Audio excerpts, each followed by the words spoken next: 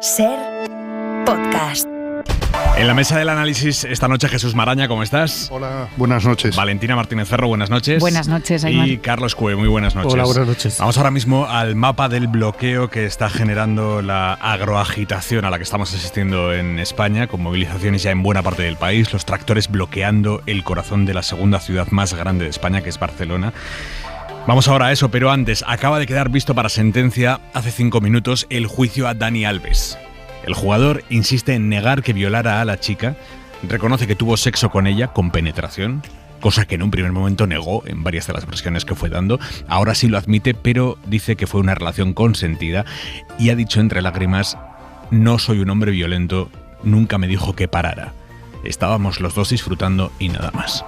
Martí Rodríguez, buenas noches. ¿Qué tal? Buenas noches, Aymar. Martí es el periodista de la SER que ha cubierto el juicio, que está cubriéndolo ahora mismo. Sigues allí en la audiencia de Barcelona, en el Palacio de Justicia. ¿Qué ha dicho exactamente Alves esta tarde-noche cuando ha declarado, Martí?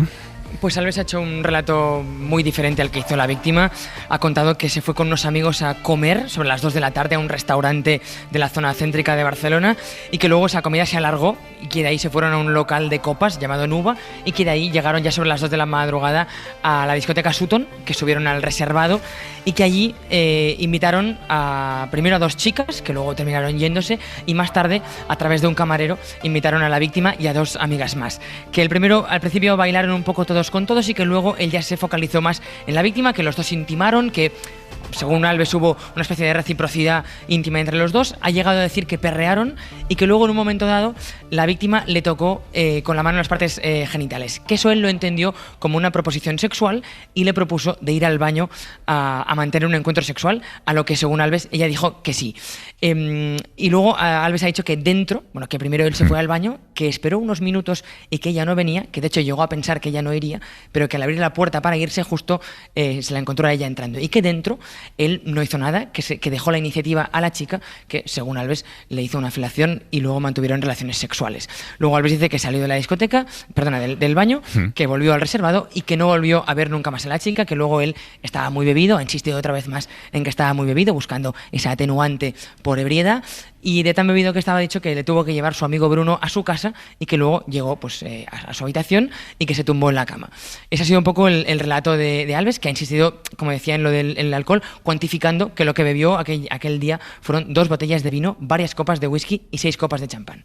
Y todo esto, como digo, Martí lo ha dicho llorando hasta el punto de que ha interrumpido la declaración para seguir llorando. Sí, la ha interrumpido más o menos durante 1 minuto. Alves durante el juicio no había mostrado prácticamente ninguna emoción, se le había visto prácticamente impertérrito, como si contuviera de alguna forma una cierta tensión.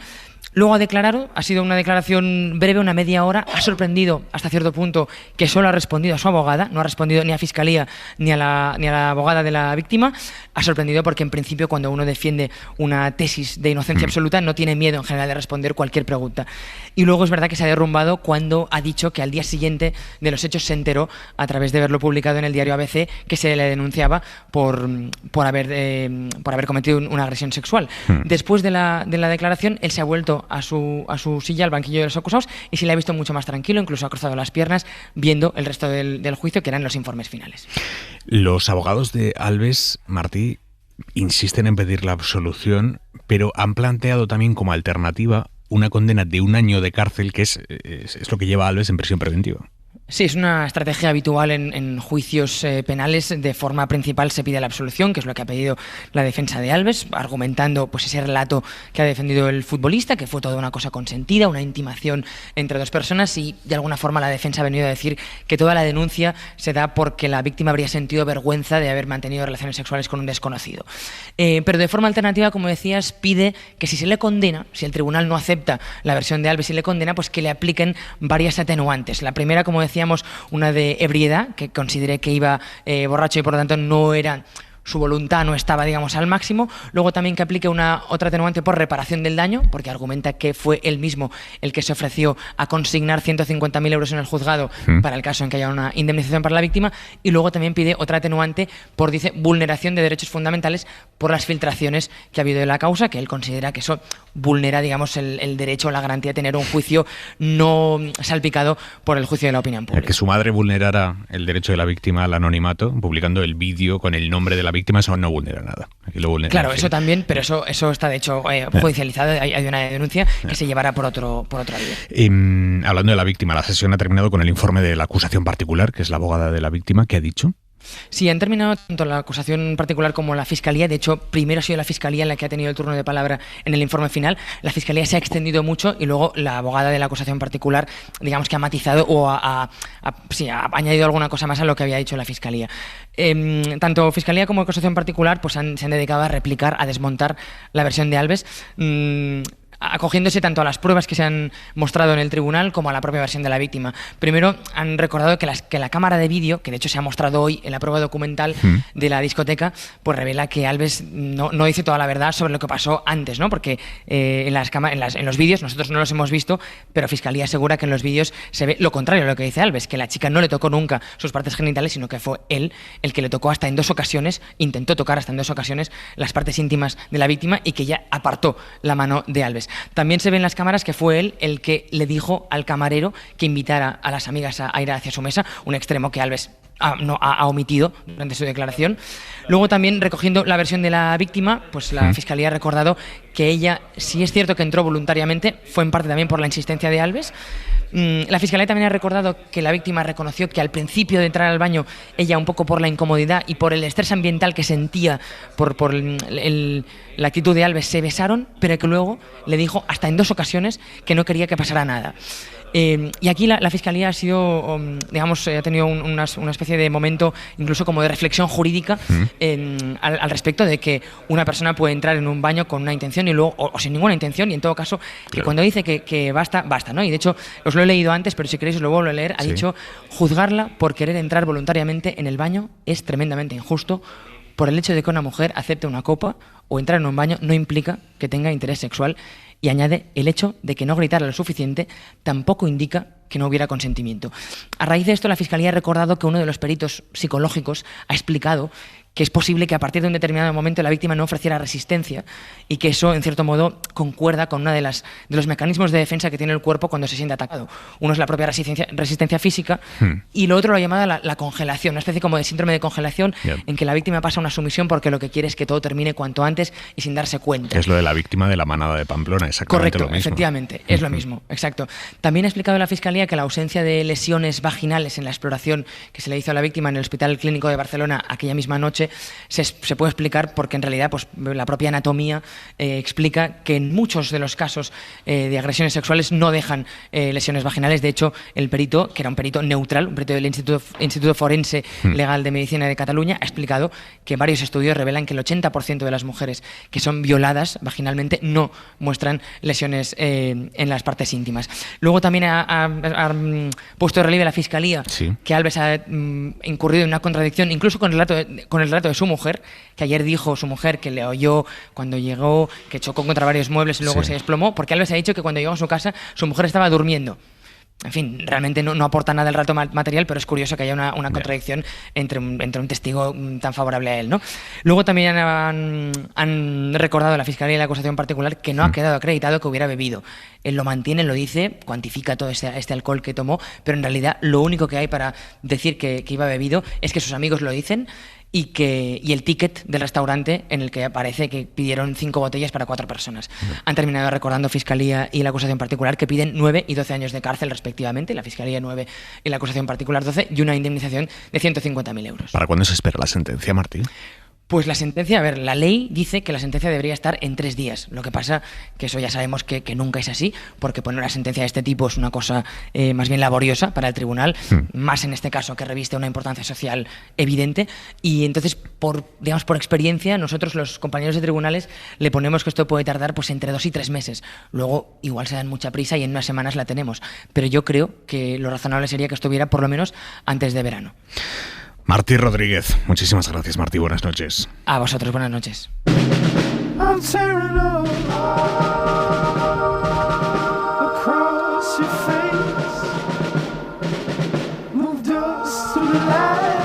Javois, buenas noches. ¿Qué tal, Aymar? Buenas noches. ¿Qué te ha llamado la atención de esta última jornada de juicio a Dani Alves? Se ha subrayado especialmente en la declaración de él y también en los días anteriores algo que me ha llamado mucho la atención, que es el consumo de alcohol como estrategia de defensa, incluso como ha explicado la Martí. Al principio él no había hablado, no había incidido tanto en esto. Estoy seguro que es una buena estrategia porque han tenido muchísimo tiempo para prepararla y porque la abogada defensora sabe muchísimo más que nosotros y que lo que tiene que hacer en el juicio. Pero es cierto que cuanto más alcohol haya consumido tu cliente, menos facultades tiene. Entre esas facultades está la de no controlarse, no acordarse de lo que le dicen o qué sé yo. Está bien, puede estar bien si va a ser condenado porque es atenuante. Pero yo creo que la versión de él de lo que pasó en el baño entre ellos dos supongo que también se ve afectada. Es decir, hay algo en lo que han coincidido en el juicio y es que más allá de la puerta del cuarto de baño no hay ninguna cámara y todo depende de la versión de uno y de otro. Y hay uno que está reconociendo estar muy alcoholizado. Su mujer dijo que estaba muy alcoholizado. En fin, la parte de la defensa ha coincidido en cargar el consumo de alcohol como posible, no sé si como posible atenuante, pero desde luego han tenido que dejar claro que había consumido muchísimo alcohol. Si de esas dos versiones depende, una de ellas desde luego está bastante afectada. Y un apunte más acerca de la declaración que hizo hoy, que también la que había cambiado. En la primera versión él comentó que no había habido penetración.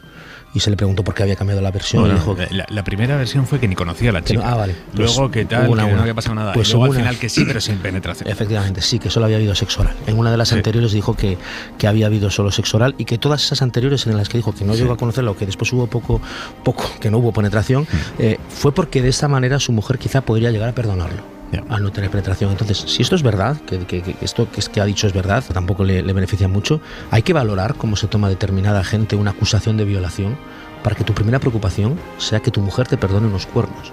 No sea el juicio en el que te puedes ver embarcado, sobre todo cuando estás cambiando de versiones continuamente, sino que tu primera preocupación sea la del conflicto doméstico y no la de la agresión sexual que hayas podido cometer o no a una víctima. Hasta mañana, Javois, un beso. Adiós, chao, un beso.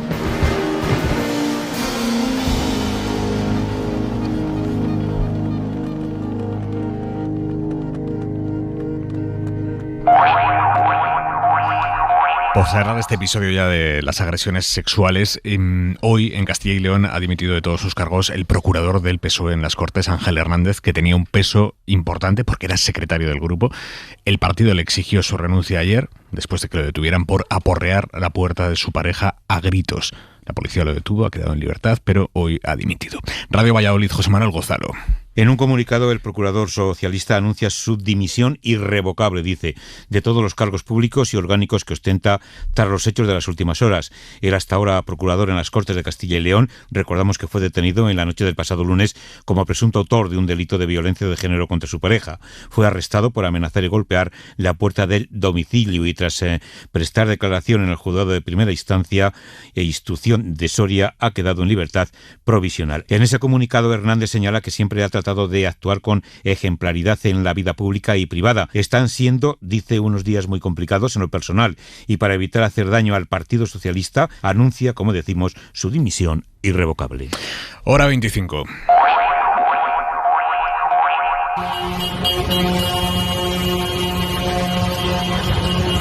Así ha sonado hoy la diagonal de Barcelona hasta arriba de tractores. La protesta de los agricultores ha puesto patas arriba hoy varias zonas de España, pero quizá esa foto de la ciudad, Barcelona, tomada por los tractores, sea la imagen de esta protesta, al menos hasta ahora. Porque es indudable que la movilización del agro está cogiendo fuerza. Mañana convocan también las principales asociaciones del sector. Veremos cómo evoluciona. Ahora mismo, en el centro de Barcelona, vamos a conectar con los compañeros. Marina, buenas noches. Hola, buenas noches. Marina, ahora mismo... Sí, cuéntanos, ¿qué está pasando con los tractores? ¿Se quedan, no se quedan?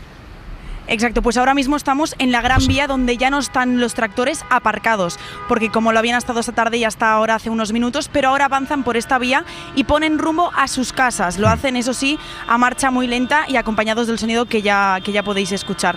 Tienen previsto salir por la Meridiana y dirigirse de aquí a la AP7. La mayoría de los que se van son de Girona porque son los que viven más cerca de la capital catalana y además, como nos explica Pep, se marchan porque quieren dar un voto de confianza al gobierno. Porque hay que dar un poco de margen de tiempo a las negociaciones, no se puede arreglar todo ahora, pues en una hora que han tenido de reunión, se les ha leído el manifiesto y han expresado su voluntad de negociar y avanzar. Y aunque aquí los de Girona, como decimos, se están yendo ya de Barcelona, no ha habido unanimidad en el sector, porque los agricultores nos cuentan que los que están parados en la Diagonal prevén seguir allí con sus tractores aparcados, y es que en algunos casos, como los de Lleida, tienen ahora mismo hasta 9 horas de camino en tractor hasta llegar a sus casas. Esta decisión de quedarse o irse llega después de la reunión que han tenido con el presidente del Govern, Pere Aragonès, y el conseller de Acción Climática, David Mascort, que se ha comprometido a poner sobre la mesa sus demandas y a volver a reunirse con ellos en unos 15 días. Marina Segura, gracias, buenas noches. Gracias, hasta luego. Esto del corazón de Barcelona lleno de tractores ha generado hoy, bueno, aparte de muchas molestias para muchos vecinos, ha generado entre estupefacción y fascinación entre los más urbanitas de la zona, que estaban alucinando. Yo esto no lo había visto nunca. Y lo largo que es toda esta colección de camiones es brutal. Siempre paseo el perro, pero he venido para verlo, sí. ¿A qué quieres hacer tú de mayor? ¿Qué quieres ser? Granjero. Más allá de Barcelona, hoy ha sido un día muy, muy complicado en otros muchos puntos de España, con 12 detenidos en total, 700 denuncias y más de 2.500 identificados en todo el país por desobediencia y atentado a la autoridad, cuando la Guardia Civil y la policía les pedían que levantaran el bloqueo. Alejandro Becerra, buenas noches. Buenas noches. En Antequera, Málaga, los agricultores han bloqueado el centro logístico de Mercadona, uno de los más importantes de Andalucía. Después de echarse a la carretera, se han enfrentado a la policía y hay un detenido. Dicen los manifestantes que se van a quedar ahí toda la noche. Todo esto después de despejar el puerto de Málaga, que ha estado paralizado 24 horas. En Granada, la Guardia Civil ha impedido que un centenar de manifestantes corten la A92. Han forcejeado con los agentes y se los han llevado por un posible delito de atentado contra la autoridad. Otro foco importante, Castellón. La policía ha desalojado a unos 250 agricultores que intentaban bloquear el acceso a uno de los principales puertos hortofrutícolas de nuestro país. En Zaragoza, bloqueos intermitentes de la A2. La fábrica de coches de Stellantis ha tenido que parar su producción unas horas porque el personal no conseguía llegar a su puesto de trabajo. Sí que es verdad que al salir, al no estar los autobuses que tenían que llevarles, pues obviamente hay trabajadores que se han tenido que quedar esperando hasta que vinieran los autobuses debido al corte. El turno de noche ya está acudiendo con normalidad a la fábrica. En Logroño, momentos de tensión también con las autoridades al intentar bloquear el acceso a un polígono industrial en la A12. Los tractores han entrado en el centro de la capital riojana. En Pamplona también han circulado los vehículos por las calles de la ciudad, cortes y bloqueos importantes en Castilla-La Mancha, aunque con algo más de orden. Desde las 8 de la mañana, pues hasta las 8 de la tarde, 12 horitas, media jornada. Vamos a cortar y cada 15 minutos vamos a ir abriendo. El campo mantiene su pulso con retenciones en 10 comunidades autónomas, con protestas convocadas por WhatsApp y Telegram. Claro, este ha sido el segundo día con el campo ya oficialmente en la calle o en las carreteras. Es que mañana empiezan las movilizaciones convocadas por las organizaciones mayoritarias del sector, las que sí que tienen interlocución con el Ministerio, que son Asaja, UPA y COAG. Carlos Sevilla, buenas noches. Buenas noches, Aimar. Las organizaciones Asaja, COAG y UPA ya convocaron movilizaciones la semana pasada, coincidiendo con su reunión con el ministro, y mañana las retoman con protestas en Ávila, Salamanca, Ciudad Real y Huesca. Monse Cortiñas es la vicesecretaria general de UPA. Hay que ver que los agricultores y ganaderos tienen que producir comida, que es a lo que se dedican, y liberarlos de toda esta carga burocrática que en muchos casos pues hace que sea como imposible de poder sacar adelante la actividad productiva. Las movilizaciones de las tres grandes organizaciones agrarias se repetirán en más de una veintena de provincias hasta finales de febrero y en algunos casos coincidirán en fecha y lugar con las convocadas por los promotores de las protestas de ayer, que han continuado hoy. Que han continuado con el efecto que ha tenido eso en cientos de miles de conductores, no solo particulares, también profesionales. De hecho, el Comité Nacional de Transporte de Mercancías por Carretera, que para entenderlos es la patronal de los camioneros, ha pedido hoy a última hora al gobierno que garantice la circulación, porque dicen que estos bloqueos les están haciendo mucha pupa económica. Edu Hernández. ¿Qué tal, Aimar? Buenas noches. El transporte por carretera exige que se respete la libre circulación de mercancías y, aunque entienden las reivindicaciones del sector agrícola, los efectos se empiezan a notar. Carmelo González es el presidente del Comité Nacional del Transporte por Carretera. Transporte de animales vivos han tenido problemas graves para llegar a destino, con la posibilidad de que los animales muriesen en tránsito. Descartan además unirse a las movilizaciones convocadas por la Plataforma de Defensa del Transporte este mismo sábado, una agrupación que está fuera del comité de las patronales y que se unirá a los agricultores con las mismas intenciones de 2022. Eso sí, el Ministerio llama a la calma y descarta el desabastecimiento. Marta Serrano es la secretaria general del Transporte Terrestre. Yo diría que no estamos trabajando en este momento precisamente muy mano a mano con el Ministerio del Interior para que eso no ocurra. Después de 2 semanas, con el peso de las protestas agrícolas en Francia, los transportistas encadenan los efectos de las de aquí. Unas protestas que, según cálculos de Fenadismer, han afectado a 80.000 camiones. Y unas protestas que el gobierno está intentando aplacar. Hoy el presidente Pedro Sánchez en el Congreso ha reivindicado la gestión de su gobierno con el agro y se ha comprometido a fortalecer la ley de cadena alimentaria, que básicamente es que los agricultores, bueno, tiene muchas otras cosas, pero básicamente es que los agricultores no vendan a pérdidas, no tengan que vender a pérdidas. Nosotros estamos facilitando la adaptación a la normativa de la Unión Europea, estamos simplificando la PAC, estamos implementando cláusulas espejo y vamos a fortalecer la ley de cadena alimentaria. Desde el año 2022, 4.000 millones de euros para el sector primario. Sí, 1.380 millones de euros en ayudas directas, 2.800 millones de euros para la modernización del regadío en España, 6.800 millones de euros que logramos en Bruselas a través de la PAC, que benefician a 620.000 agricultores y ganaderos en nuestro país, señoría. Que este gobierno está con ellos. Ustedes proponen una fórmula letal para el campo español y es una mezcla imposible y letal entre el negacionismo climático y el antieuropeísmo. Ahora vamos a escuchar a la oposición, pero Carlos Cue, te pregunto, ¿hasta qué punto esta protesta está sobrepasada? Sí, yo creo que está inquietando a todos, está inquietando a todo el mundo, porque incluso a la oposición creo que hoy se ha visto una batalla muy, muy relevante entre el PP y Vox por ese voto rural. Los dos incluso han utilizado, los dos líderes, tanto del PP como de Vox, han utilizado incluso términos similares que desde luego Feijóo hasta ahora no había utilizado. Mira, ya que te metes en la oposición, vamos a escuchar exactamente cómo ha sido, ya abrimos completamente el debate. Feijóo y Abascal hoy usando el concepto dogmatismo ambiental.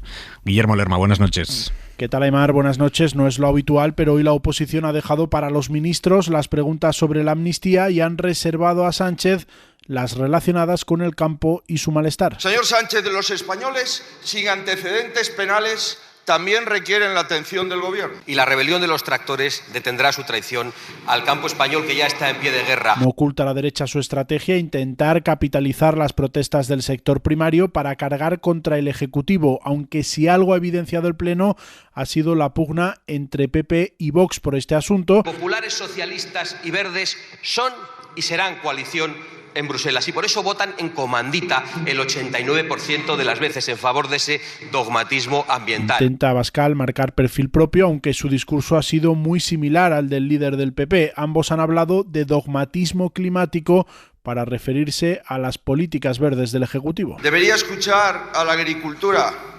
¿Sabe por qué? Porque no aguanta el dogmatismo ambiental de su gobierno. El gobierno ha pedido a PP y Vox que no manipulen ni echen gasolina a la movilización del campo. A los agricultores hay que darles soluciones, hay que escucharlos, no manipularlos ni darles consignas. Pero ha habido fuerzas como Esquerra o Bildu que han advertido al gobierno de que debe hacer políticas en beneficio de los pequeños productores para evitar que sea el populismo de derechas el que saque de este asunto rédito electoral. Carlos. No, efectivamente digo que es el gobierno y oposición. Desde luego el gobierno está inquieto, es evidente. Sánchez hoy ha tenido que salir a decir, bueno, nosotros hemos hecho la ley de cadena alimentaria y estamos dispuestos a hacer cosas para que se cumpla, porque es evidente que no se está cumpliendo.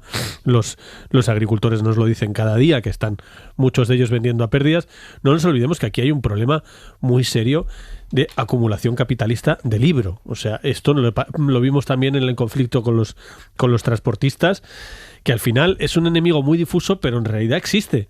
El rival al que se enfrentan, el rival económico con el que se enfrentan los agricultores y los productores, son los grandes grupos que les compran, los grandes compradores, que se han ido concentrando. Es uno de los sectores donde ha habido muchísima concentración, como está habiendo en todas partes, como hay en el mundo del transporte. En la crisis del transporte que vivimos el año pasado, de repente descubrimos sabíamos, probablemente los camioneros lo sabían, pero nosotros no, cómo se hacen los repartos de los gastos de los camiones, con unas aplicaciones en las que tiene todas las de perder evidentemente el camionero, como aquí tiene todas las de perder el agricultor, porque se enfrenta a unos conglomerados enormes que les fuerzan a tirar al suelo los precios. En fin, para eso está la ley de cadena alimentaria, pero bueno, hay que implementarla. Yo creo que Sánchez se ha comprometido, y Sánchez ha recordado una cosa que es real, es un hecho: 4.000 millones de euros. Pero no solo 4.000 millones de euros de Sánchez, que yo creo que es evidente. Cuando están los agricultores hablando, que evidentemente sus reclamaciones son muy, muy seguidas por la gente, muy apoyadas, porque estamos hablando de nuestra comida, pero cuando hablan los agricultores del papeleo y tal, es el papeleo para cobrar subvenciones. Porque 1/3 de la mayoría de su producción son subvenciones, y evidentemente la Unión Europea es muy estricta con esas subvenciones y es un lío. Efectivamente, cobrar subvenciones, cualquiera que cobre subvenciones en este país, en cualquier sector, sabe que es un lío cobrar subvenciones, y efectivamente como el agricultor tiene una parte de su producción en eso, pues es un follón. Pero que cuando vas a las reclamaciones, digo, mucho papeleo, fundamentalmente lo que hay el trasfondo es un problema de precios evidente, que tiene que ver con una concentración capitalista, que es una cosa muy seria y que hay que intervenir en el mercado, contrariamente a lo que dicen los liberales en general. Y por supuesto tienes un problema también. ¿Por qué en Cataluña hay más problemas que en otro lugar? Porque la sequía está afectando profundamente a los agricultores. Pero claro, si estamos hablando de fundamentalismo climático y a la vez el gran problema de los agricultores es la sequía, pues algo habrá que hacer para parar la sequía con políticas frente al cambio climático. Quiero decir que todo es muy complejo, evidentemente, es un sector complejísimo. Hay gente que lleva muchos años estudiándolo y sigue, incluso en el propio ministerio, hablas con expertos y dicen es muy complicado porque es un mercado loco. No es un mercado como los demás, es un mercado en el que el precio puede pasar, el aceite de oliva, de 3 a 10 euros en un tiempo y luego vuelve otra vez a 3 euros, y los limones ahora tan famosos que tal, de repente eran carísimos, ahora baratísimos. Son mercados muy locos en los que los productores son muy pequeñitos y tienen muy poco poder. Pero de fondo, la protesta de fondo se ve claramente que hay una frustración, que hay unas ganas de movilizarse, y que hay también una intervención de grupos de ultraderecha que está pasando en toda Europa y que es muy significativa, y que lo más inquietante precisamente es esta idea que estamos escuchando ahora. Decías tú, empiezan las manifestaciones de verdad mañana, las organizadas por los colectivos, digamos, organizados. Ahora muchos están reivindicando, y vimos con los camioneros pasó algo parecido, están reivindicando, nadie nos representa. Bueno, nadie nos representa, todos sabemos cómo acaba.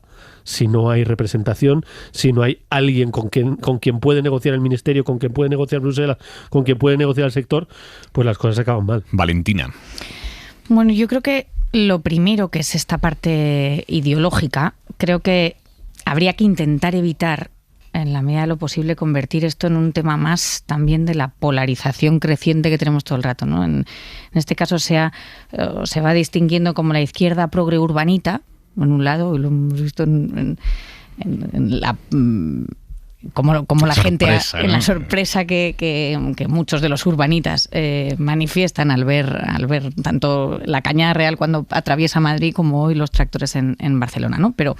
Y luego el rural, pues facha, atrasado y troglodita, ¿no? Que creo que no beneficia para poder solucionar el problema de fondo que esto tiene, que no es pequeño. El comisario europeo dijo, oye, vamos a intentar no simplificar porque los problemas del sector agroalimentario son efectivamente muy complejos. Lo analizábamos la semana en Bruselas, ¿no? Ahora ya, lógicamente, ha llegado a España. Pero es verdad que los ingresos de los agricultores son un 40% inferiores a los trabajadores de cualquier otro sector. Es verdad que la agricultura depende más que ningún otro sector del clima y las condiciones meteorológicas, y sin embargo, que es parte de su reivindicación, no se les ha tenido en cuenta para nada en el Pacto Verde Europeo, entre otras porque hemos vivido, lo contábamos también la semana pasada, que la PAC era una de las políticas fundamentales de la Unión Europea, que se lleva el 80% de todo el presupuesto comunitario, y esto ha ido descendiendo y bajando hasta el punto de que hoy probablemente la política más importante que tenemos en la Unión Europea es el Pacto Verde y la digitalización.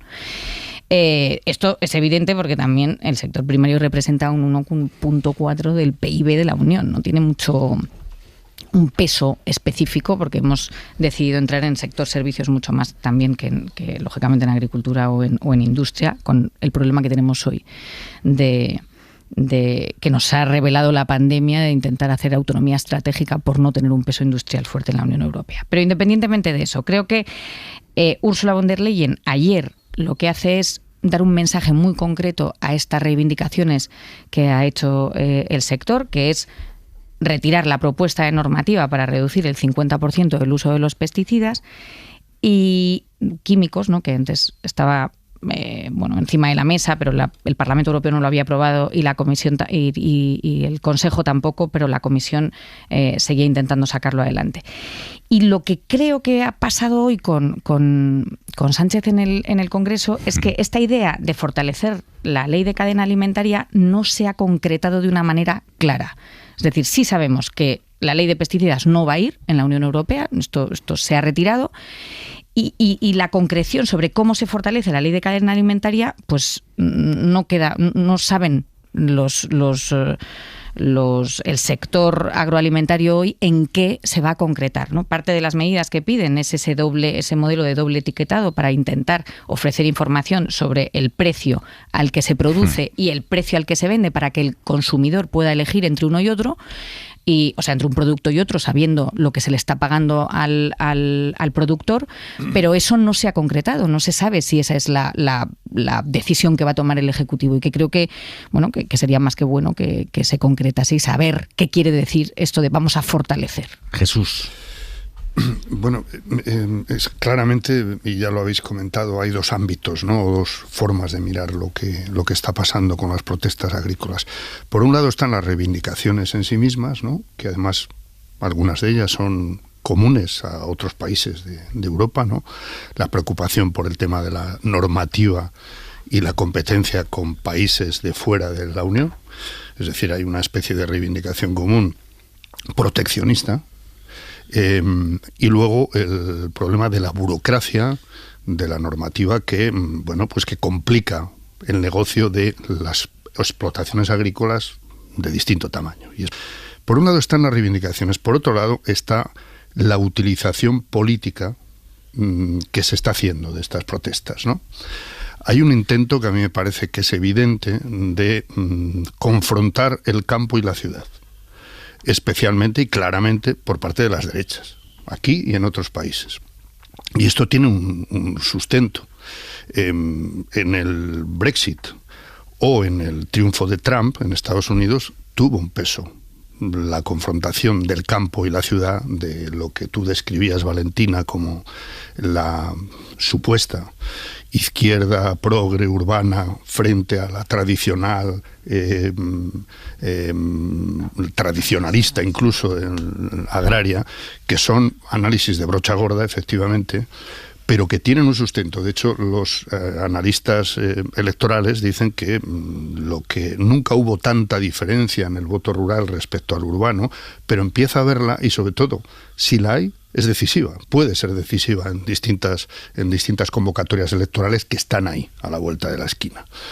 Y en este sentido, sí me parece que una vez más, esa competición permanente en la que están PP y Vox por disputarse un territorio electoral está influyendo en esto, hasta el punto de caer en contradicciones evidentes.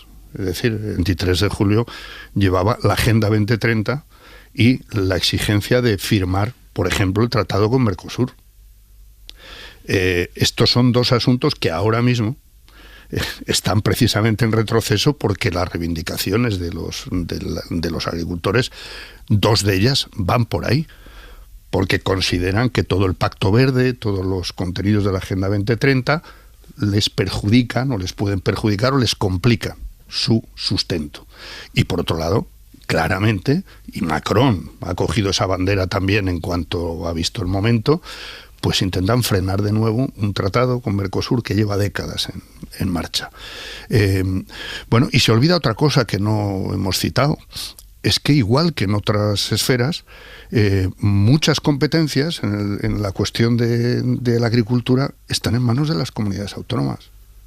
Lo están. La gestión de muchas de las cosas que estamos hablando. Y entonces aquí parece no, lo estamos escuchando a todas horas, ¿no?, que esto es responsabilidad única y exclusiva del Gobierno central y de Bruselas. Y esto también es brocha gorda. No, aquí cada uno tiene que asumir su responsabilidad. Ya lo habéis comentado, es complejísimo el problema, pero evidentemente hay que abordarlo, no se puede mirar para otro lado. Es decir, yo creo que se equivocaría cualquier actor en este asunto si no escucha las reivindicaciones, si no se sienta a negociar efectivamente con los interlocutores que hay que negociar, y no con los que están impulsando, fomentando y haciéndose eco y atizando estas protestas con un interés descaradamente político y electoral. Y en esto señalo especialmente y claramente a las derechas y a la ultraderecha también. Porque es que hay actores incluso que han estado en las protestas de Ferraz y están atizando las protestas agrícolas. Dudo que en las protestas de Ferraz estuviera ni la izquierda urbanita ni lo rural.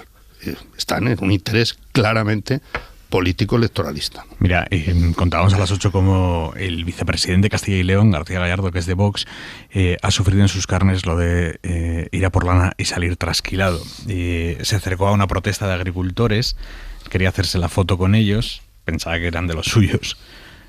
Y bueno, esto es lo que le dijeron. Hacerse la foto no. Hacerse la foto no. Hacerse la foto no. Aprovecharte de nosotros no. Hacerse la foto no. Aprovecharte de nosotros no.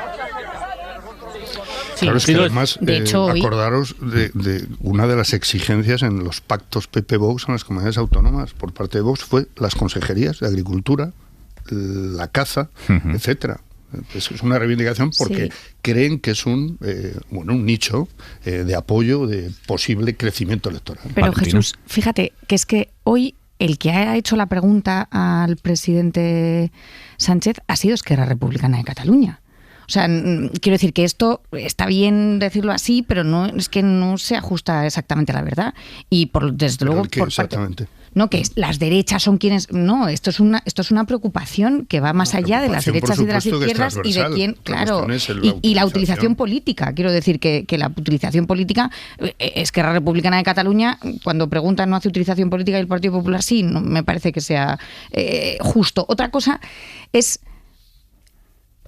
Digo para contestar, porque esto de Mercosur sí que es preocupante. No, el Partido Popular, hasta donde yo sé, y de hecho insistió a Sánchez durante la presidencia española en que eso lo empujásemos y sigue impulsándolo a día de hoy. Acelerara esto es... Bueno, desde luego hoy no se ha mencionado. Pero que parte de la reivindicación la hicieron los franceses en la semana pasada, cuando lo que ocurrió es que contra lo que estaban era contra el producto español, que consideraban que no era un producto que utilizase los mismos estándares que ellos utilizaban, y de hecho Macron ha paralizado el acuerdo de Mercosur, pero hasta donde yo sé ni el Partido Popular está en contra de eso, ni los agricultores españoles. Es una de las demandas que reivindican a día de hoy, entre otras cosas porque creo que parte de nuestro problema viene mucho más si existiese con Marruecos, que es mucho más cercano que con los productos que llegan de América Latina y de Mercosur. Yo solo decía que en el debate sobre los motivos, las reivindicaciones y lo que se exige, son dos asuntos fundamentales, y hoy, desde luego, de eso no han hablado las derechas, y en otros países se está cogiendo la bandera de taponar o retrasar o dificultar acuerdos. Claro, como el de Mercosur. Sí, sobre todo yo creo que hay una cosa hoy realmente, y lo contaba antes, lo contabais en la crónica, es muy llamativo que Feijóo haya dado el salto a hablar de dogmatismo medioambiental. Esto es nuevo y esto quiere decir cosas. Es verdad que estamos en plena campaña electoral en Galicia, que el PP se juega mucho allí, que el voto rural en Galicia también es importante. Todo eso lo sabemos, y el contexto en el que se produce una sesión de control como esta lo sabemos. Pero las sesiones de control también sabemos que las palabras se miden mucho.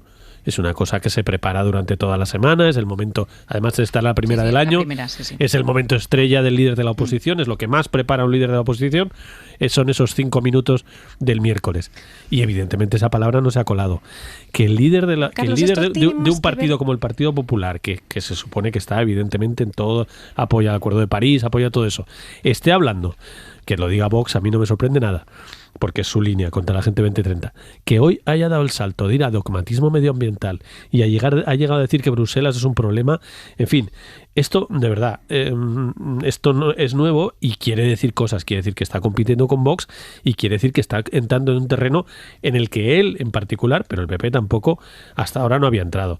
Si entra en PP en la idea del dogmatismo ambiental, en fin, creo que se puede. Pues también ha dicho la inmigración como problema, que también era bastante nueva el planteamiento. O sea, el discurso de Feijóo de hoy ha sido muy interesante, por novedoso. Se está colocando en una posición muy cercana a la de Vox, seguramente para competir, porque su objetivo es comerse a Vox. Pero en la estrategia de comerse a Vox, a lo mejor se queda en una posición de la que luego es difícil volver, ¿eh? Independientemente de la estrategia que vaya a utilizar o que esté utilizando, y si esto entra dentro de la campaña de las gallegas, incluso dentro de la campaña de las europeas, que puede que toda esta pues movilización también tenga mucho que ver con las elecciones europeas, porque o sea, a pesar de las comunidades autónomas y demás, lo que de verdad manda en la mayor parte de la legislación y de la política agrícola común es Bruselas, nos guste o no. Lo que sí creo es que no es tan novedoso, y parte de lo que sí está pasando, no solamente en la derecha, es empezar a poner en cuestión en todas partes. En la política del agua lo estamos viendo también, con la sequía también, que a lo mejor es verdad que el Pacto Verde necesita, o que parte de la ley de cambio climático y parte de las decisiones que se han tomado y de la aceleración que hemos tenido durante este tiempo sobre la transición ecológica o la transición energética, tenemos que empezar a corregirlas para evitar que socialmente reviente.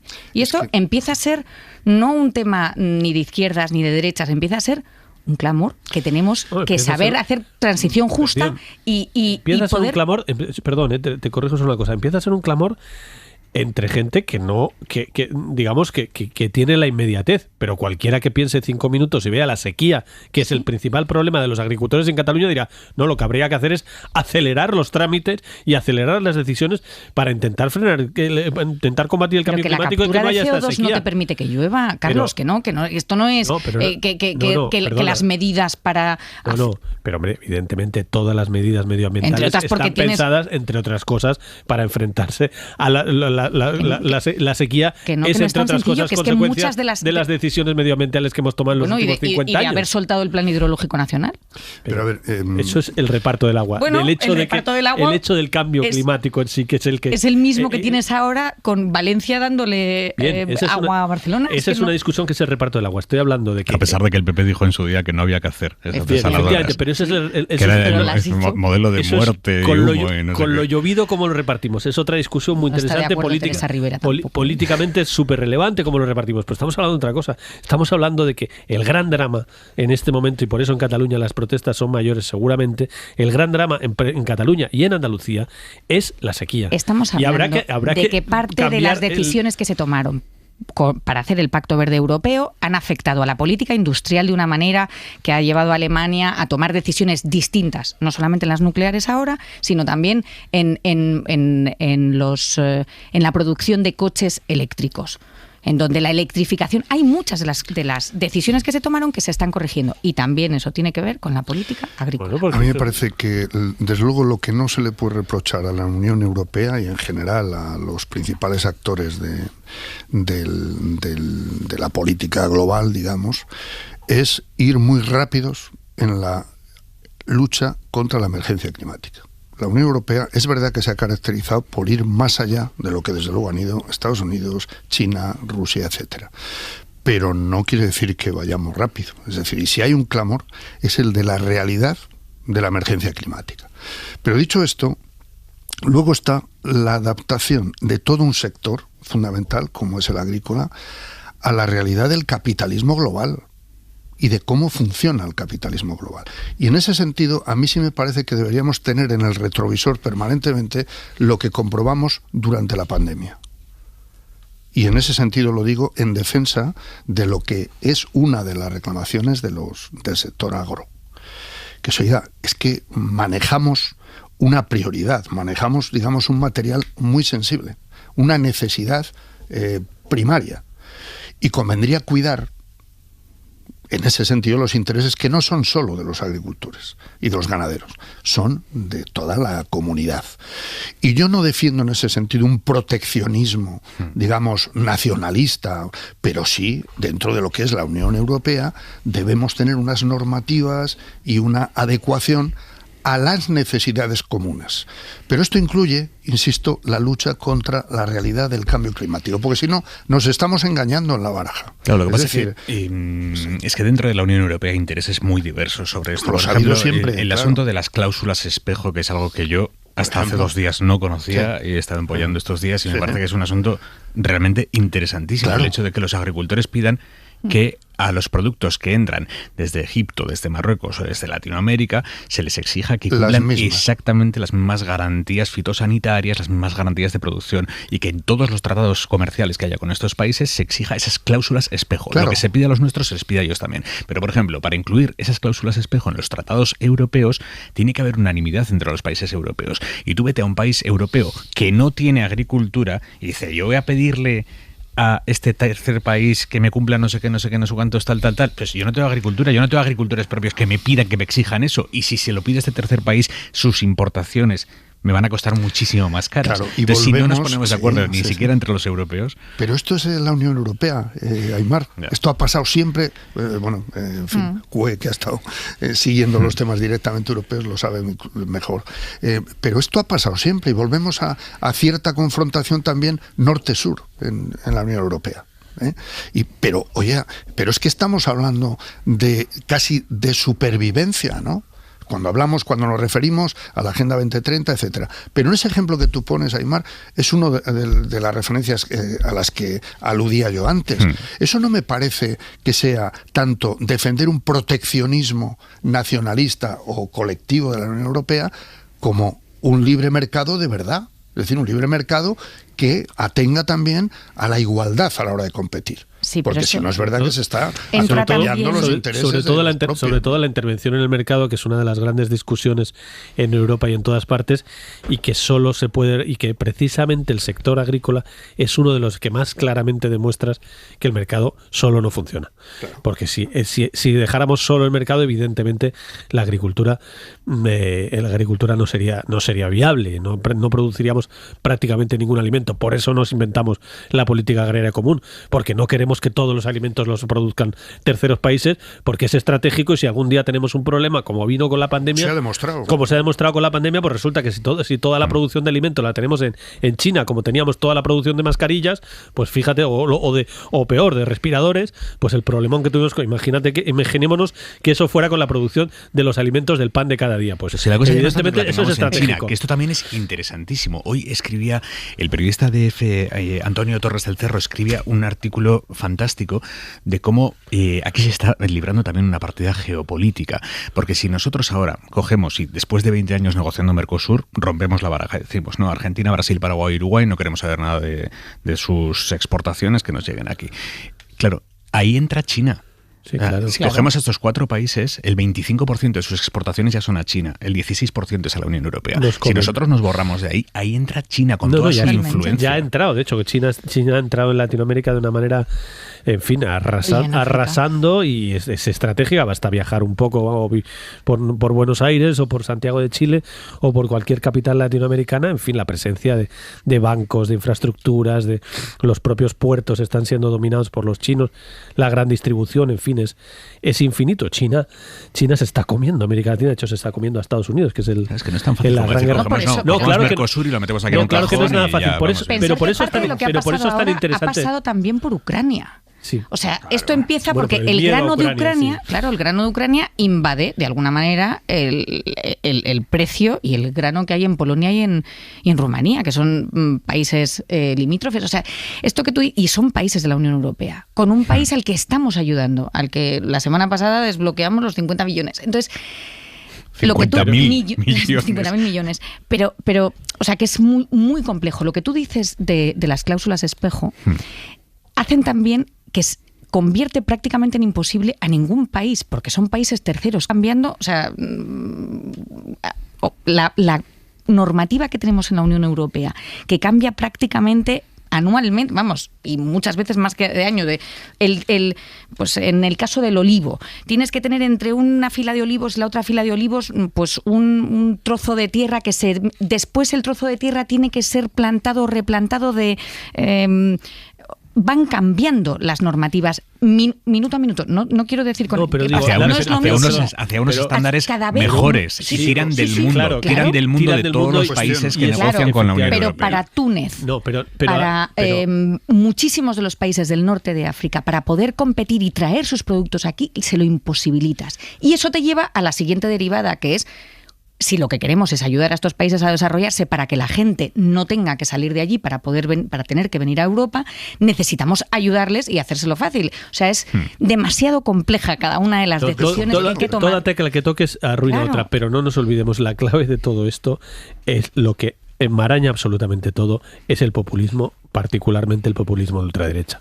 Porque evidentemente estos agricultores llevan 40 años enfrentándose a la normativa de la Unión Europea, que siempre ha sido estricta, que no ha dado un salto de no ha dado un salto de 360, no ha dado 3.000 saltos en los últimos 6 meses. Eso no es así. Y con la obligación de cultivos que son propios de tu país, de verdad, donde necesitas muchísima más agua, como el aguacate, cambiarlo por el olivo. Pero que sí, que cultivar en la Unión Europea lleva siendo un problema burocrático, porque un tercio de tu dinero entra por subvenciones desde hace muchos años, lleva siendo mucho más complejo que hacerlo en países africanos desde hace muchísimos años, y precisamente por eso también, y no nos olvidemos, gracias a ese tipo de presión y gracias a ese tipo de normativas, tenemos, por ejemplo, en el caso de España, una de las agriculturas tecnológicamente más desarrolladas, un sector agroalimentario súper potente, que no nos olvidemos que no estamos, que también es otra de las cosas, que parece que estamos hablando de que la gente también tiene la imagen de los campesinos, de tal. No, estamos hablando de sector hipertecnologizado, donde hay mucha gente que gana mucho dinero. Hay, por supuesto, productores que lo pasan muy mal, pero hay grandes empresas concentradas que tienen campos y producciones inmensas y que son grandes multinacionales que ganan muchísimo dinero, donde hay un sector de la gran distribución, que uno de los hombres más ricos de España, no es casualidad, es Mercadona, que está en la gran distribución, que ha ganado 700 millones de euros este año. O sea, no estamos hablando, hay muchos intereses en todo este sector, es súper complejo. Evidentemente estas grandes distribuidoras presionan muchísimo a la baja de los precios porque tienen una potencia que te compran la cosecha entera. Están pasando muchas cosas y está pasando efectivamente el capitalismo global y el propio desarrollo del capitalismo, que hace en casi todos los sectores que conocemos, incluido el nuestro, pero en casi todos los sectores, cómo es luchar por la publicidad ahora y cómo era luchar por la publicidad hace 50 años.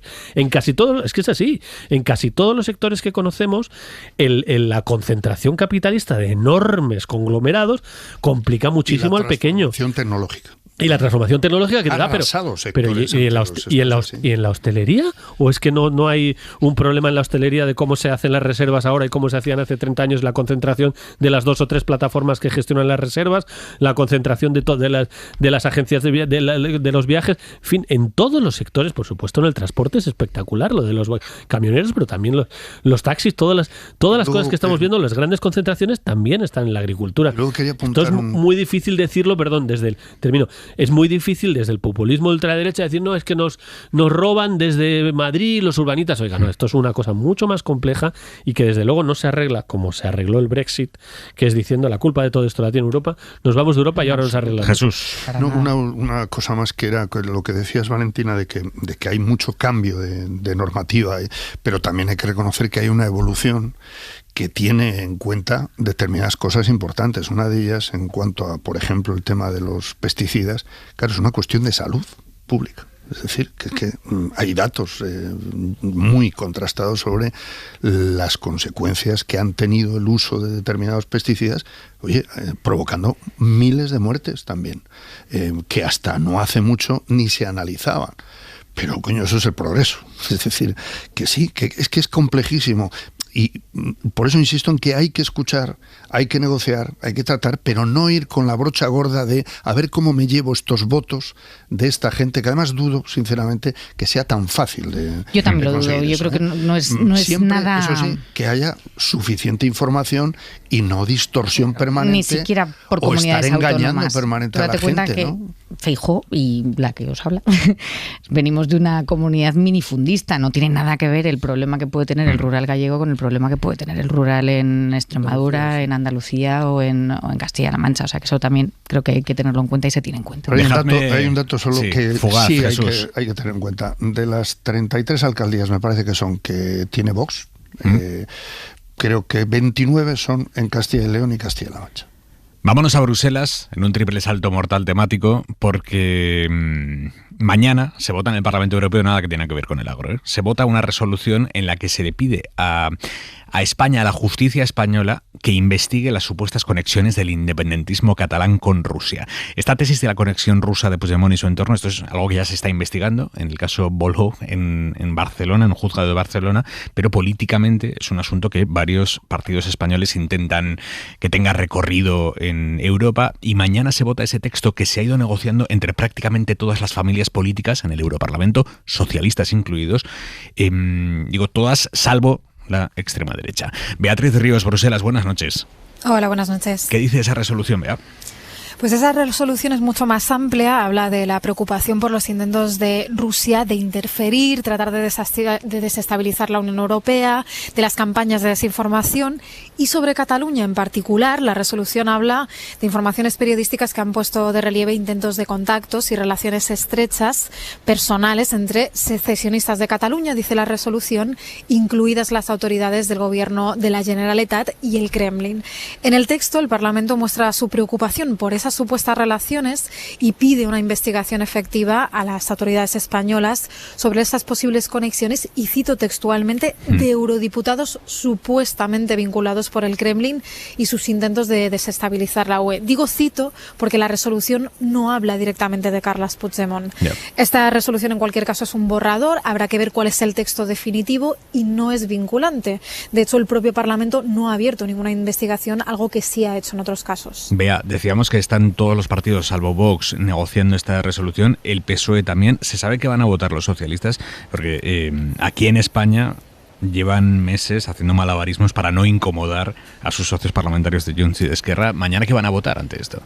Déjame que te corrija, porque en realidad ¿sí? Vox no tiene por qué no estar involucrado en esta negociación. Lo que tenemos es un texto que han acordado representantes de todos los grupos políticos en el Parlamento Europeo, pero Vox en particular no está en el grupo que no ha negociado esta resolución, que son Identidad y Democracia, que es el grupo en el que está, por ejemplo, Le Pen, sino que están en otro grupo que sí forma parte de la negociación de esta resolución. Pero en cualquier caso no sabemos cuál va a ser el voto de Vox, ni tampoco, como decías, el de los socialistas.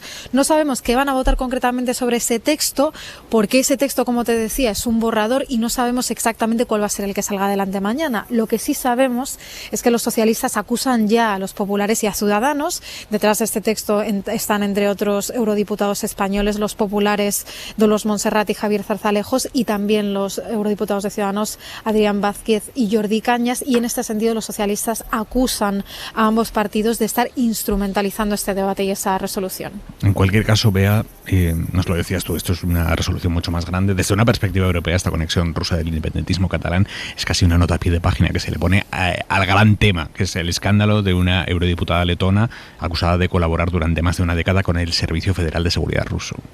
Sí, eso es. De hecho, esa resolución y el debate que tuvo lugar ayer surge precisamente a raíz de esta investigación de un periódico ruso que acusaba a esa eurodiputada letona, Tatiana Sankova, de trabajar con los servicios secretos rusos. Y de hecho el Parlamento ya está investigando el caso. Pero no solo. El texto en realidad incluye no solo referencias a la situación en Cataluña y a esas supuestas sospechas de contactos de líderes independentistas con el Kremlin, sino también las sospechas de otros eurodiputados que tampoco se mencionan, o las relaciones de algunos partidos de extrema derecha de Alemania o Austria también con Rusia.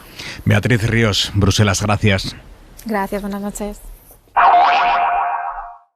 La ropa para mañana, Jordi Carbó, buenas noches. Buenas noches, algo que nos hace mucha ilusión decir, ropa para la lluvia, sobre todo a partir de mañana al mediodía en la mitad oeste de la península. Y es que hace 3 semanas que nos llegó la última borrasca y va a llegar esta que se mostrará activa en la mayor parte del país, sobre todo entre el viernes y el sábado. Quizá la mejor noticia será que dejará cantidades significativas de agua en la cuenca del Guadalquivir, que como sabemos es uno de los sitios más afectados por la sequía. En cambio, cambio, en el Mediterráneo poca agua esperamos. Y mañana, lo que decíamos, a partir de mediodía, lluvia en Galicia, también en Extremadura, persistente e intensa en la vertiente sur del sistema central y de la cordillera cantábrica, chubascos más aislados en las dos Castillas y también en la Comunidad de Madrid. Temperaturas que bajarán poco, pero más sensación de frío que en los últimos días. Hasta mañana, Carbó. Adiós. Mañana a primerísima hora, creo que es a las 8 de la mañana, se reúne el ministro Félix Bolaños con la delegación de la Comisión de Venecia del Consejo de Europa, que viene a España a reunirse con políticos y jueces para analizar la ley de amnistía. La mesa del Senado está controlada por el PP tiene mayoría absoluta en el Senado. Pues la mesa del Senado le pidió un dictamen a esta Comisión de Venecia, que es un órgano consultivo del Consejo de Europa, sobre la ley de amnistía, y mañana se van a reunir con todo el mundo, empezando, como digo, por el ministro Bolaños a primera hora de la mañana. Hoy Bolaños se las ha visto y se las ha deseado en el Congreso porque, claro, como nos decía antes David Junquera, como los partidos han reconfigurado todas sus preguntas y han terminado preguntando al presidente del Gobierno por la agricultura, al final todo lo que tenía que ver con la amnistía se lo ha comido el ministro de Presidencia y Justicia, Félix Bolaños. Y ha sido una sesión áspera. David Junquera, buenas noches. Buenas noches. Tenía preparada una buena encerrona esta mañana Bolaños en el Congreso. Relájense, señorías, y disfruten. Mire, señor Bolaños. Señor Bolaños. Señor Bolaños. Señor Bolaños. Buenos días, señor ministro. Señor Bolaños. Vaya mañana lleva usted, ¿eh? El ministro de Justicia se las ha visto con 5 de los parlamentarios más duros del PP, Rafa Fernando, Álvarez de Toledo, Bendodo, Gamarra, aunque el duelo que ha hecho saltar más chispas ha sido el que ha tenido con Tellado. Si aquello no fue terrorismo, entonces ¿a qué viene el empeño de su gobierno en incluir el terrorismo en la ley de amnistía? Paren de banalizar el terrorismo. Duelo a cuenta de la amnistía y el terrorismo. ¿Sabe qué le digo, señor Bolaños? Paren de blanquear al terrorismo porque gobiernan con los herederos. Ustedes se reunieron con partidos que hoy consideran terroristas. Es que somos todos terroristas por no apoyar la investidura del señor Feijóo. Y después de pelear con medio PP, al gobierno todavía le quedaban más golpes. Su socio ha dejado claro que eso de recortar los plazos de instrucción para conseguir aprobar la amnistía no les gusta. Hay procesos que son muy complejos, que necesitan unos ritmos, unos medios, unas investigaciones, pues que requieren de conocer la propuesta que se está negociando. Por la información que tenemos, por eso digo prudencia, parece que no va en la dirección correcta. Sumar se desmarca ahora que la reforma del Alecrim está en el aire y en Moncloa reconocen que es una propuesta compleja, alambicada y que todavía está muy verde, aunque no la descartan del todo. Lo que sí que descartan es cambiar la ley. Esto ha dicho Marlaska. Que es una ley, como se dijo, que cuando entró era perfectamente constitucional y va a salir como está ahora, perfectamente constitucional. Fuentes gubernamentales recuerdan que en cualquier caso se sigue trabajando en fórmulas que hagan posible el acuerdo con Junts. ¿Qué significa y qué consecuencias tiene, Cue, que Yolanda Díaz se haya desmarcado hoy abiertamente de la propuesta para limitar los plazos de instrucción de las causas judiciales? Que parecía algo que el PSOE estaba dispuesto a darle a Junts. Yo creo que la ley, esta salida en las últimas 48 horas se ha ido debilitando porque ha tenido bastante oposición en algunos sectores importantes, y yo creo que Yolanda Díaz lo que está diciendo ahí es: no han contado conmigo. Creo que el mensaje fundamental es: esta negociación no han contado conmigo. Y también creo que se está distanciando, y no luego ha insistido por la tarde en un acto. Creo que en los últimos días ha habido varios gestos de distancia, y creo que esa distancia tiene que ver con que es un momento también electoral en el que ella quiere marcar su perfil propio y en el que ella también, no nos olvidemos, está tratando de marcar un perfil económico que es el que siempre le fue bien y concentrarse. El martes tuvo la rueda de prensa del Consejo de Ministros para hablar de la reducción de la jornada laboral. Incluso se metió en un asunto que en la izquierda es sensible y que es un debate interesante, que es la limitación de alguna manera al tope de los salarios a los ejecutivos, que es un tema bastante interesante. En fin, ella está tratando, yo creo que está buscando un perfil un poco más alejado digamos, en conflicto un poco con el Partido Socialista, alejado del Partido Socialista, y su perfil más económico de gestión y Ministerio de Trabajo, que es el que le ha traído muchos de sus éxitos y de su valoración electoral. Mañana estará aquí el fiscal general del Estado, que es Álvaro García Ortiz. Estará en hora 25 a las 10:30 de la noche, 9:30 en Canarias, en un momento muy delicado dentro de la Fiscalía, por el pulso que se están echando entre fiscales a cuenta de si en la causa del Tsunami Democratic hay o no hay terrorismo, y si se debe investigar o no a Puigdemont en el Tribunal Supremo. El fiscal general hoy ha pedido que se deje trabajar en paz a la teniente fiscal del Supremo, Ángeles Sánchez Conde, que es quien va a fijar la posición definitiva de la Fiscalía en este tema, después de que la gran mayoría de fiscales del Supremo dijeran que sí ven terrorismo, contra el criterio de su compañero fiscal que lleva 4 años en el caso, empapándose de cada prueba, de cada auto, de cada declaración, y que dice que no hay terrorismo. No solo el fiscal de la Audiencia Nacional dice que no hay terrorismo, también lo dijo el fiscal del Tribunal Supremo, al que en un primer momento se le encargó que se estudiara el caso y que fijara posición por parte de la Fiscalía. Ese fiscal elaboró un informe en el que dice que no hay terrorismo, pero El Mundo publicó un supuesto informe previo, el fiscal dice que era un borrador, en el que decía que sí veía terrorismo. Eso está generando una convulsión dentro de la Fiscalía, con fiscales hablando en los medios de comunicación, diciendo nos van a controlar. Bueno, como en la Junta de Fiscales, esa junta tiene 2 jefes. Como cada uno de los jefes opinaba una cosa distinta, uno que sí hay terrorismo y motivos para investigar a Puigdemont, y otro que no hay terrorismo y por lo tanto no hay motivos para investigar a Puigdemont, como cada uno de los jefes opinaba una cosa contraria, el asunto se eleva a su superior jerárquica, que es la teniente fiscal del Supremo, que es quien va a tener que tomar la decisión de cuál es la posición de la Fiscalía respecto a si hay que investigar a Puigdemont o no. Y es a esa mujer a la que hoy el fiscal general ha pedido que se deje trabajar en paz. Miguel Ángel Campos. Álvaro García dice que ante la discrepancia entre los 2 jefes de sección del Supremo solo queda la ley, que establece que la primera autoridad en el alto tribunal, la teniente fiscal, fije posición sin injerencias. Lo hará analizando todo el sumario y no solo los argumentos del juez, como ayer hizo la Junta de Fiscales. Pide que la dejen trabajar en paz. Yo creo que a esta persona que tiene esta encomienda, nada menos que la teniente fiscal del Tribunal Supremo, la número 1 real de la carrera, hay que dejarla trabajar en paz. Pedimos muchas veces que nos dejen trabajar en paz, pedimos muchas veces amparo, pedimos muchas veces que los políticos no se metan con nosotros. Yo creo que lo que hay que generar también es un espacio de trabajo para nosotros mismos. También ha calificado de anomalía que uno de esos fiscales cuente hoy en un medio el contenido de aquella reunión, en referencia a Salvador Viada, y que uno de ellos filtrase el primer borrador, el documento inicial de trabajo del fiscal Álvaro Redondo, traicionando su confianza. Los documentos de trabajo pertenecen a la absoluta privacidad del ámbito en que se realizan. Si se ha traicionado esa privacidad, si se ha traicionado ese compañerismo, tenemos un problema. Álvaro García dice que desconocía la existencia de 2 informes sobre tsunami y que el fiscal general no miente. Añade que no se siente interferido por declaraciones como las de Sánchez o Feijóo sobre si hay o no terrorismo. Lo enmarca en la libertad de expresión. Es bastante penosa la imagen que está proyectando desde dentro de la propia Fiscalía de Marañón. Pues sí, porque, a ver, aunque es, digamos, es el funcionamiento del órgano fiscal, ¿no? Que un fiscal pueda hacer un informe en un sentido, que luego la Junta de Fiscales de lo penal pueda pronunciarse en otro, y de hecho hay algún precedente ya. Hoy viendo toda la historia hacia atrás de cómo funciona esto en Infolibre, mi compañero Álvaro Sánchez Castrillo relataba y relata para mañana un caso que fue exactamente el mismo, pero en un sentido contrario. Pero bueno, fue el caso aquel, el Cross, no sé si os acordáis, en 2001, que se pedía la imputación de Josep Piqué, y se produjo también esa contradicción entre la posición de fiscal, la Junta de Fiscales de lo Penal, y finalmente decide pues la Fiscalía General o el número 2 o la número 2 de la Fiscalía. Se produjo esa contradicción.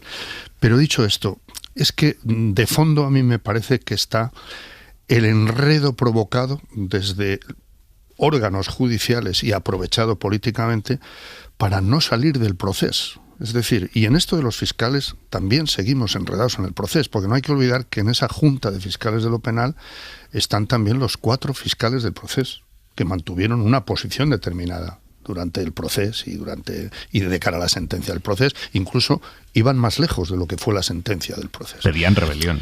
Claro. A ver, esto no es baladí, porque cabe suponer que la consideración o la percepción que tengan algunos fiscales de todo lo que está pasando, y la amnistía y la instrucción de García Castellón, etcétera, pues probablemente, y la influencia que tienen o el peso que tiene la Fiscalía no es menospreciable, ¿no?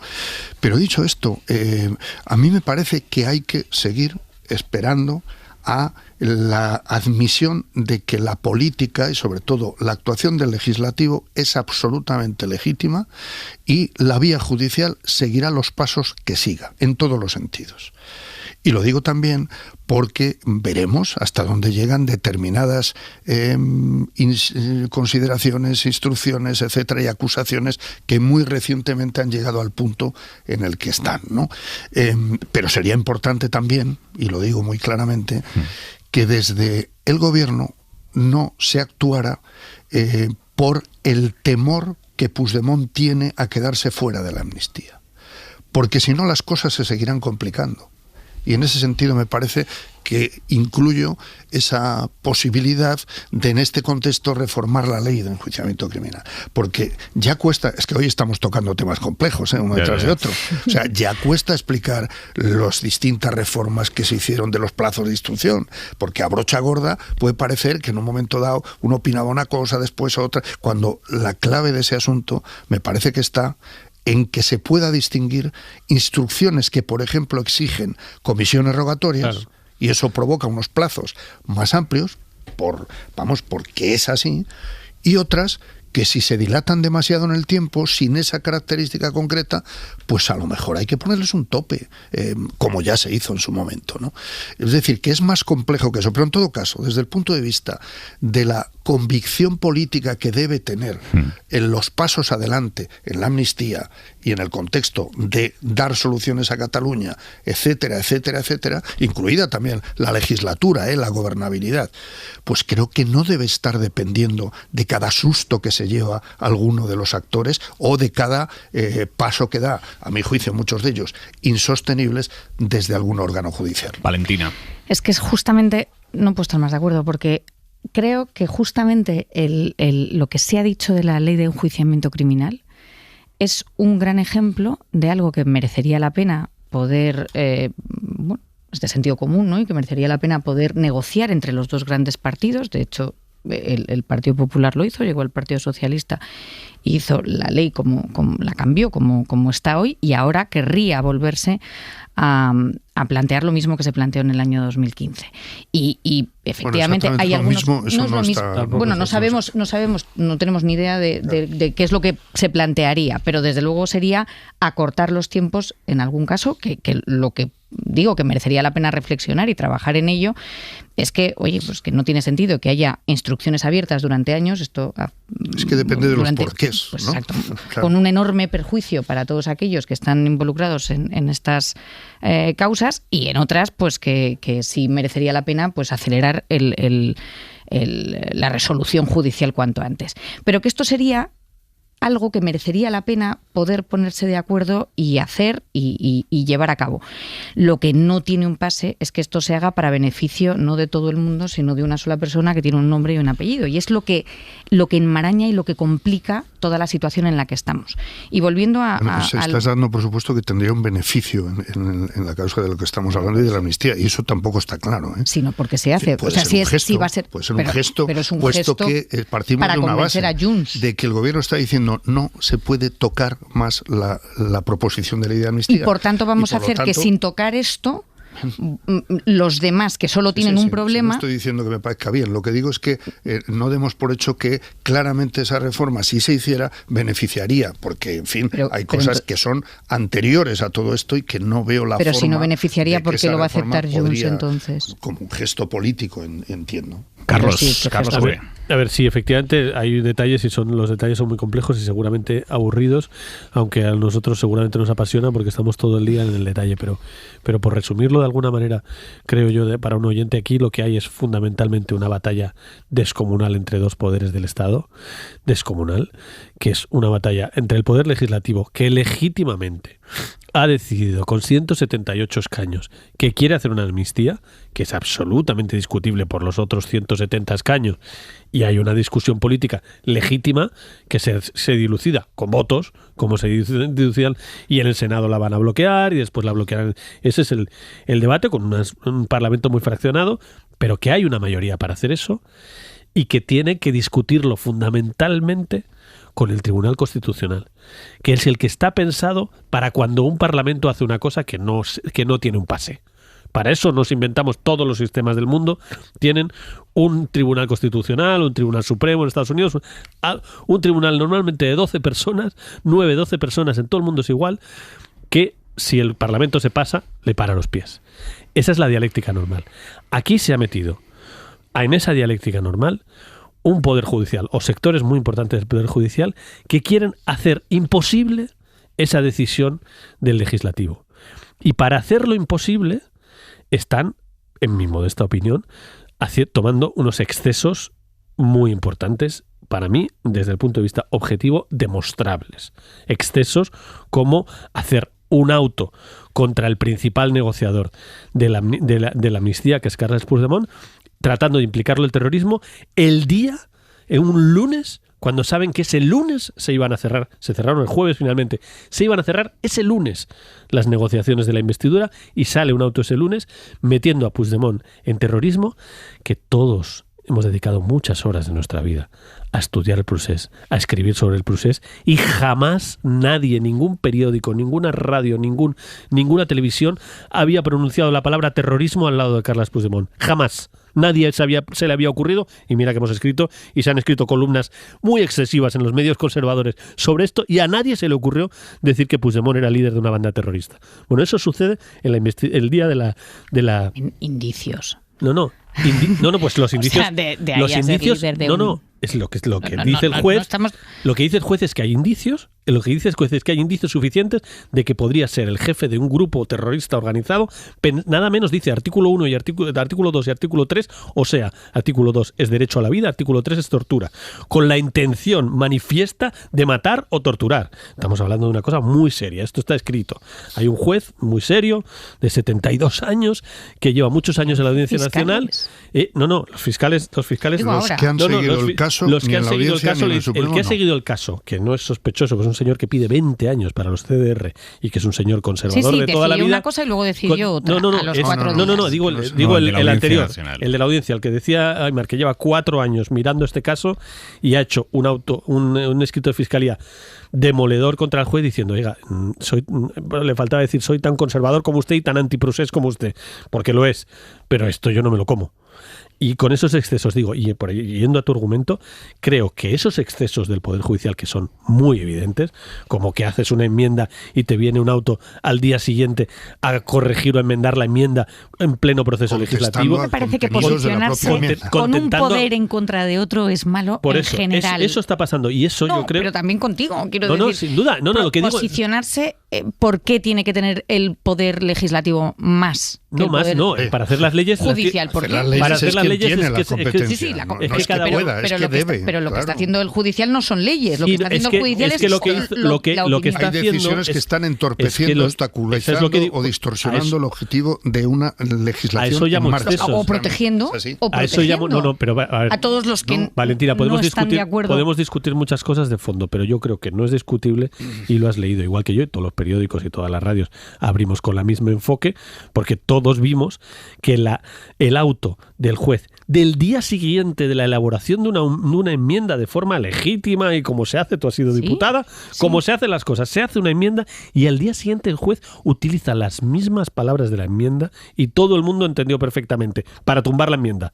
O sea, en pleno proceso legislativo, un juez hace un auto para tumbar el proceso legislativo o para dificultar el proceso legislativo. Dificultarlo, no tumbarlo. Porque no tienen la capacidad para tumbarlo. Bueno, pero fíjate si lo ha dificultado. No lo ha decidido. Perdona, fíjate, Valentina, Junts a favor, no hubiese pasado nada. Claro, fíjate si lo ha dificultado.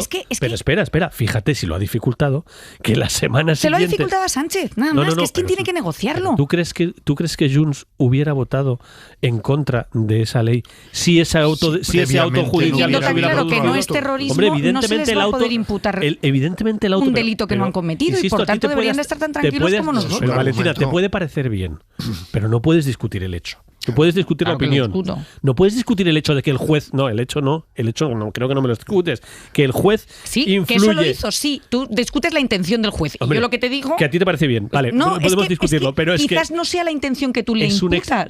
Yo por eso utilizo la palabra exceso, porque es un exceso para mí de libro, si no lo quieres saber. Pero si me permites, no estás de acuerdo, vale. Que esta mañana el propio Tellado ha hecho esa trampa desde la tribuna, que ha dicho, si están tan seguros de que no hay terrorismo, ¿por qué están empeñados en dejar el terrorismo fuera. Porque hay un juez que lo quiere meter. Un juez que quiere meter el terrorismo. A ver, un par de cosas más en estos minutos que me quedan de programa. La primera, hoy el Comité de Garantías del PSPB, que es el PSOE en la Comunitat Valenciana, ha proclamado secretaria general de los socialistas valencianos a Diana Morant, ministra de Ciencia, Innovación y Universidades, y ella, en un acto con militantes ya por la tarde, se ha dirigido así al presidente de la Generalitat Valenciana, Carlos Mazón, del PP. Senyor Mazón, escolten bé. Este és el PSPB que li guanyarà les eleccions en el any 2026. Dice, señor Mazón, escúcheme bien, este es el PSPB que le ganará las elecciones en 2027. Diana Morant, nueva líder de los socialistas valencianos. Y la historia más francamente surrealista del día, por un lado y por otro, es la del despacho de Podemos en el Congreso. Podemos ha denunciado ante la policía que les han vaciado las dependencias, los despachos que utilizaban sus diputados en el Congreso. No acusan abiertamente a Sumar, pero sí lo dejan caer, porque esos despachos son los que tenían los diputados de Podemos antes de irse al grupo mixto, cuando todavía no habían roto con Yolanda Díaz. Sumar dice que cuando Podemos salió de Sumar y se fue al grupo mixto, les pidieron que se cambiaran de despachos, pero ellos dicen que no han sido ellos quienes los han vaciado. Josué Coello. ¿Qué tal? Buenas noches. Que no iba a ser un divorcio ejemplar se veía venir desde que Sumar y Podemos dividieron sus caminos. En estos 2 meses hemos visto reproches, recados, decretos rechazados y ahora una denuncia de los morados ante la policía por la entrada forzada en sus despachos y objetos tirados por el pasillo del Congreso. Porque a pesar de que la relación es inexistente, Sumar y Podemos aún compartían espacio de trabajo en la 4ª planta del Congreso de los Diputados. El pasado lunes, en torno a las 6:30 de la tarde, los morados encontraron sus despachos abiertos junto a documentos de trabajo, dispositivos informáticos y enseres personales tirados por el pasillo. Estos hechos han sido denunciados ante la policía y aunque en esa denuncia no apuntan a nadie en concreto, desde Podemos desconfían de que haya sido alguien de Sumar, una acusación que rechazan los de Yolanda Díaz. Ellos reiteran que les habían pedido a Podemos desde hace tiempo que abandonasen esos espacios, pero niegan cualquier tipo de responsabilidad, aunque como reconocía esta mañana el diputado Chema Guijarro, sí necesitan esos despachos. Más bien hemos estado esperando a que actuaran, precisamente porque tenemos a compañeras y compañeros que tienen que trabajar. Y mientras tanto, desde el Congreso reconocen que enviaron un escrito al que hemos tenido acceso el día 30 de enero, donde dice literalmente que es preciso modificar el acuerdo de distribución de espacios tras la salida al mixto de Podemos. Eso sí, desde Presidencia del Congreso niegan que cualquier trabajador de la Cámara Baja haya entrado en esos despachos. En fin, y algo más, esto es importante de verdad.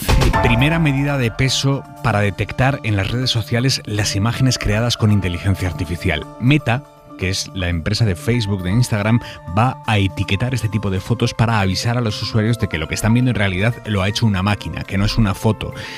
Es una medida importante, pelín descafeinada, porque se queda fuera WhatsApp, que también es de Meta y es al final por donde van rolando todos los fakes.